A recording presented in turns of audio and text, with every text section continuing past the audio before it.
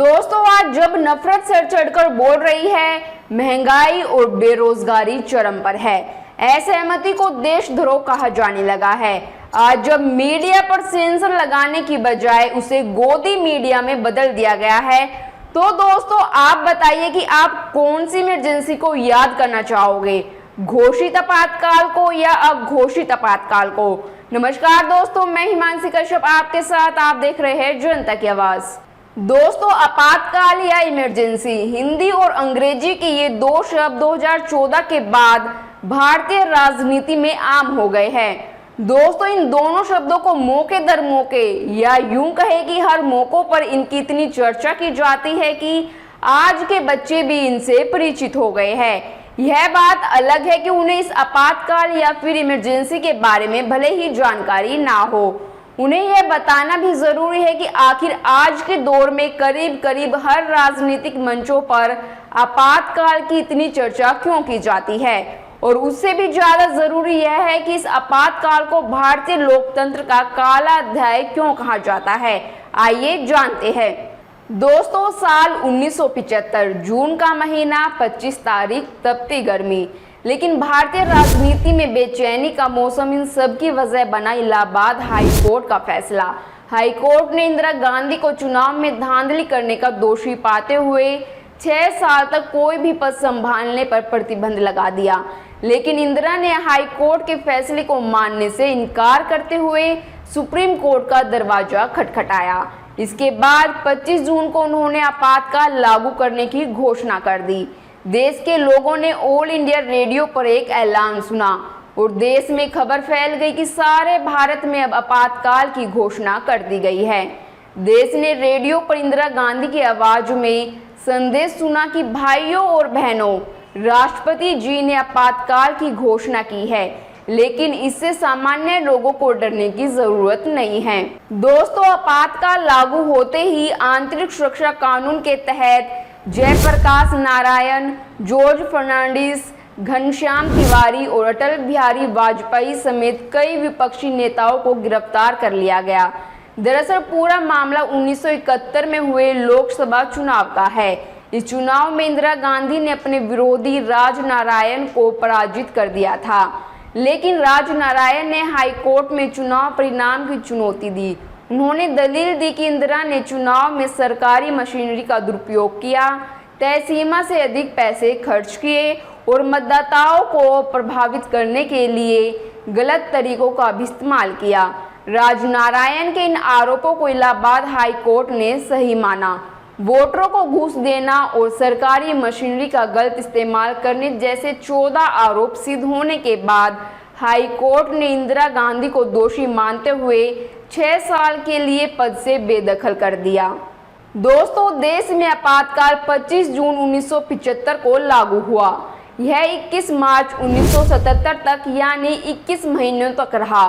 तत्कालीन राष्ट्रपति फखरुद्दीन अली अहमद ने तत्कालीन प्रधानमंत्री इंदिरा गांधी के कहने पर भारतीय संविधान के अनुच्छेद 352 के तहत आपातकाल की घोषणा कर दी। आजाद भारत के इतिहास में इसे सबसे विवादित फैसला माना जाता है। इसे भारतीय लोकतंत्र में काला अध्याय भी कहा जाता है। दोस्तों, कहा जाता है कि आपातकाल के दौरान इंदिरा गांधी ने अपनी मर्जी से कानून लिखना शुरू कर दिया। उन्होंने अपने खिलाफ लगे सभी आरोपों को नए कानून पास कर हटा दिए। संविधान का 42वां संशोधन यही कहानी बयां करता है। इंदिरा के पास उस समय लोकसभा में 2/3 बहुमत था, जिसका उन्होंने बखूबी फायदा उठाया। दोस्तों, भारत एक लोकतांत्रिक देश है। यहाँ पर जनता के द्वारा चुनी गई सरकार देश का शासन चलाती है, लेकिन जब देश में कुछ विशेष परिस्थितियां पैदा हो जाती है तो राष्ट्रीय आपातकाल की घोषणा भी करनी पड़ती है। भारतीय संविधान में आर्टिकल 352 से 360 तक आपातकालीन उपबंध दिए गए हैं।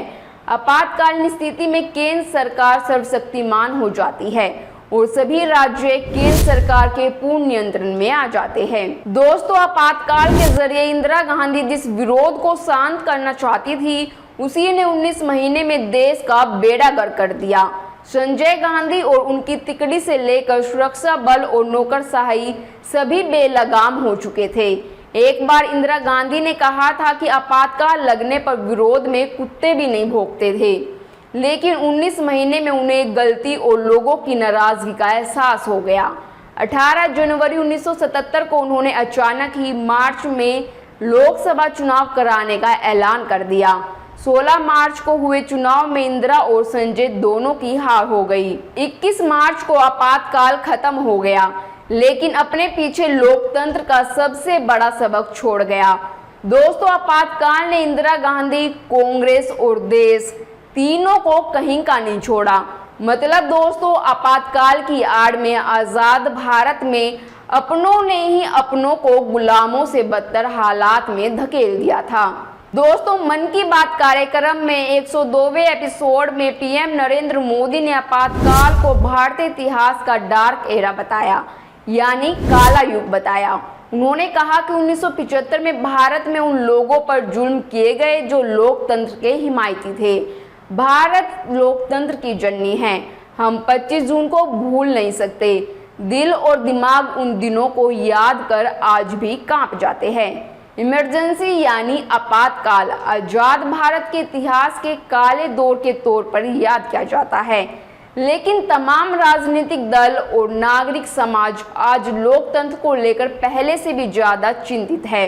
दोस्तों, 2014 से 2023 तक के 9 वर्षों के अंदर भारत लगभग हिंदू राष्ट्र बन चुका है। अब इसकी सार्वजनिक औपचारिक घोषणा करने की जरूरत नहीं है। कई चीजें अघोषित चल रही है और वे सब संविधान सम्मत और संसद सम्मत है।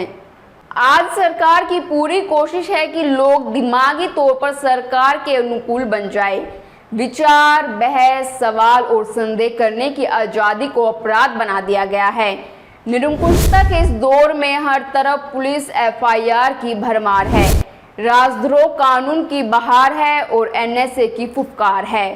दोस्तों, कोई भी विरोध या असहमति में आवाज उठाए, सरकार की आलोचना करे, जमीनी हकीकत की तस्वीरें दिखाए, जेल उसका इंतजार कर रही है।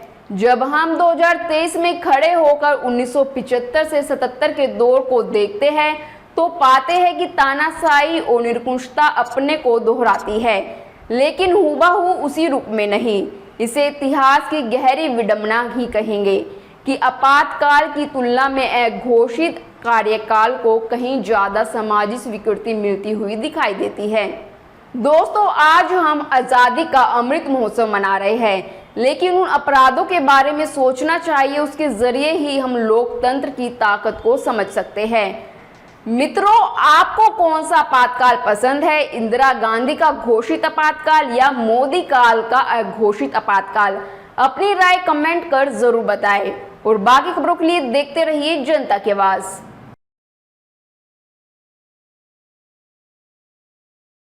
जनता की आवाज YouTube चैनल को सब्सक्राइब करें, साथ ही बेल आइकन जरूर दबाएं।